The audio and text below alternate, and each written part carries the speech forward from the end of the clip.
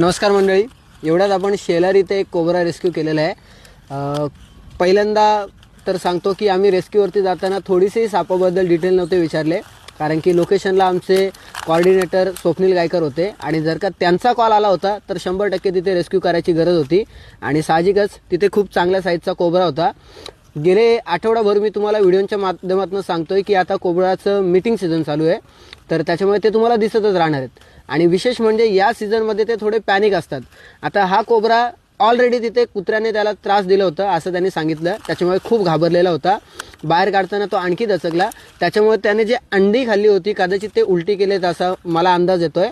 आणि दुसरी गोष्ट, जर का त्याने ते उलटी केली असतील तरी पण त्यांना खाताना त्याला त्याची एनर्जी जास्त वाया घालवायला लागली नव्हती, कारण की जेव्हा शिकार ते करतात तेव्हा त्याच्यामध्ये ते विष टाकतात। सध्या त्याने विषाचा वापर केलेला नाही आहे, म्हणजे तो परत शिकार करू शकतोय। तर खूप घाण वास येतो पिशवीचा, पण साप खूप सुंदर आहे। तर तुम्हाला मी दाखवतो कसा आहे तो। रिलीज करूयात।